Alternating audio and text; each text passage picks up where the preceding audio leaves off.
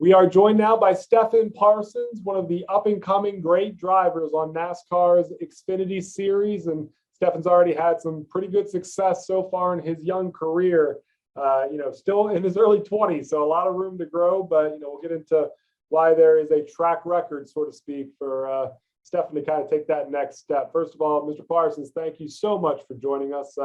What's life been like since the season ended? Yeah, thanks for having me on. Really happy to be here. It hasn't stopped. It's funny.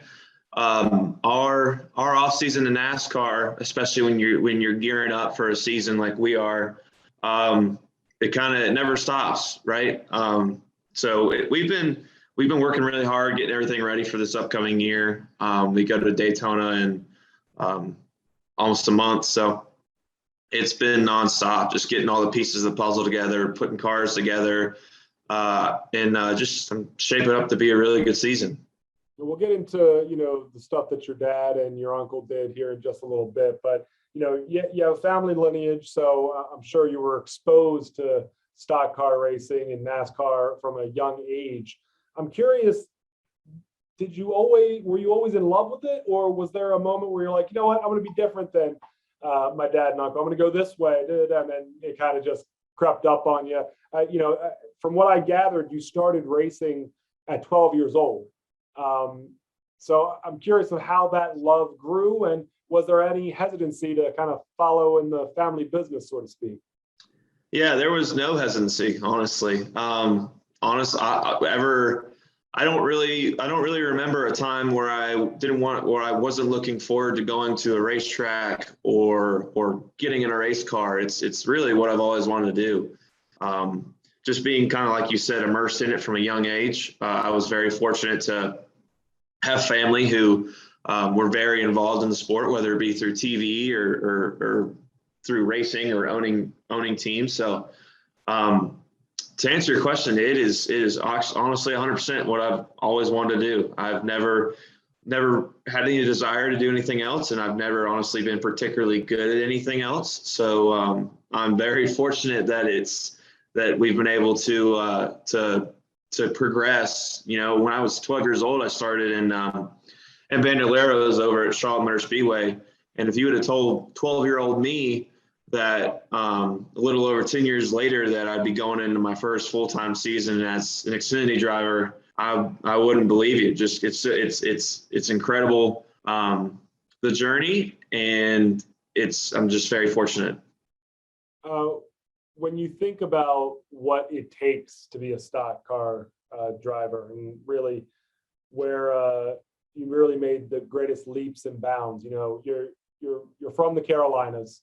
I imagine that a lot of the stuff on the U circuit would have been in the Carolinas. What is the racing culture in the Southeast, but more, specifically in our backyard in the Carolinas versus the rest of the country? What kind of sets this apart? Obviously, the birthplace of NASCAR and all that, but I'm curious about, the 10-year journey that you've been on, what you've seen. Yeah, it's different here in a way because, and I can only speak from my own experience, obviously growing up racing, like you said, around the Carolinas, but you're racing where a lot of drivers, especially a lot of drivers now come from different places, the Midwest, West Coast, but you're racing at a lot of places where the legends that you look up to and that you watched growing up or heard stories about growing up race at these tracks. I was very fortunate to race at like Hickory Motor Speedway, Martinsville. I raced at Greenville Pickens down there in Greenville. So a lot of these racetracks that have a lot of history in NASCAR, whether it be through the Cup Series or bringing up and coming drivers that raced there 50, 60 years ago. So I think that's kind of what sets it apart from the rest of the country is you're racing at places that have such prestige and history that it's just crazy, to be racing somewhere 60 years later that my uncle raced at, or David Pearson, or Ned Jarrett, Dale Jarrett. I mean, the Dale Earnhardt, the names go on. When you think about your dad, Phil, former stock car driver, a team owner, analyst for NASCAR on Fox. Think about your uncle, of course, Benny Parsons, the 73 Winston Cup champion. Those are some pretty big footsteps to follow. Everyone's going to compare you to those guys because of your last name. How do you avoid putting extra pressure on yourself when you're still so young, still growing as a driver? Kind of the sky's the limit right now, but those comparisons are going to come. So I'm curious how you kind of rationalize it in your head where I'm my own guy. I'm going to kind of walk my own road.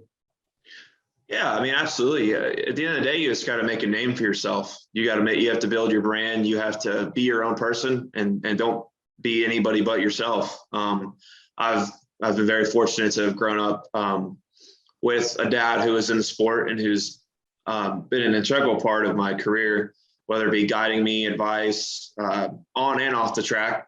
And for me, being able to add on to that family history, hopefully to build on that legacy, for there to be, NASCAR is definitely a family sport. There are many families in NASCAR that have been 2-3 generations. So to have the opportunity to continue that is definitely an honor. And I just want to do that legacy proud. Who's the driver, the team owner, somebody in sports in general, even, that you were starstruck by, and when did it happen? That's a good question. When I was younger, when I was 5, 6, 7 years old, going on the racetrack, I would see these guys that I would watch on TV, and I would see them in person when I was fortunate enough to go to the track, and I would definitely get starstruck. I'm like, oh, that's Ted Musgrave, that's Carl Edwards, it's Johnny Benson, what have you. But it's funny now. I've been fortunate enough to have the opportunity to race against a lot of guys that I grew up watching on TV. I've had the opportunity to race against Dale Jr., Kyle Busch, and it's wild to think about that. But somebody made me starstruck. Honestly, probably like the first time I ever met Richard Petty. I remember I was probably 8 years old, and I couldn't speak. I was in awe. I was starstruck. I'm like, this is the king. Like I'm 8 years old. This is incredible. But it's funny, as you grow up and you become more immersed in the sport, you become a part of the sport.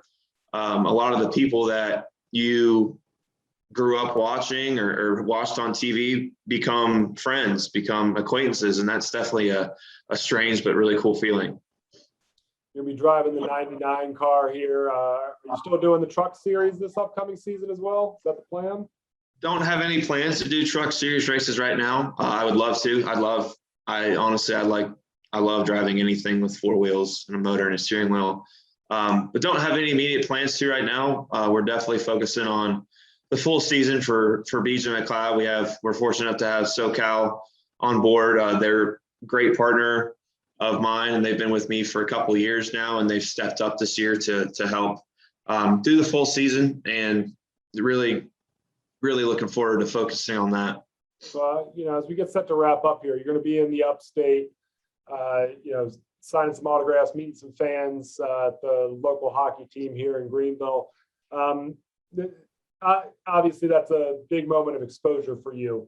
But I am curious that with this kind of changing in the guard we're seeing in NASCAR, where so many legendary names are retiring from the sport, and a guy like you, and I kind of put Austin Dillon in this category, a few guys that are from the Carolinas that have an opportunity to really grab a stranglehold on fans and become that next great popular driver, and hopefully that translates to success on the field. But there is a lot that goes into that. Do you see that opportunity? Is that something that guys talk about? And where do you see NASCAR heading in the next 10, 15 years?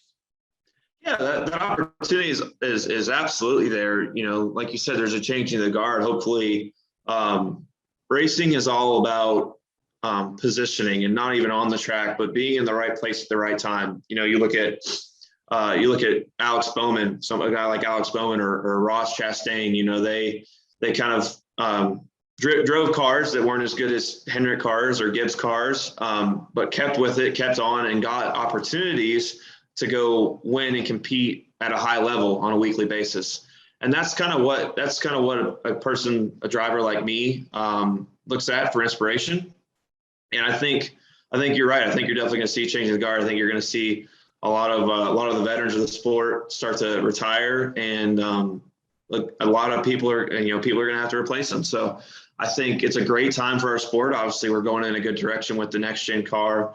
A lot of good things rolling. We're going to new markets, going to Gateway now, going to the Clash in Los Angeles. So I think there's never really been a better time for the sport to reach new audiences. And I'm looking forward to see, even where it is now versus 2 years ago. I'm looking forward to see where it is in 2 years from now. Well, Stefan, I certainly wish you the best of luck moving forward. It's an exciting time for you. First time full-time driver in the Xfinity Series. Again, you'll see him in the 99. Hopefully with a bunch of top 10 finishes coming up here in the upcoming season. Best of luck. Thanks for the time, man. Yeah, thanks for having me. Absolutely.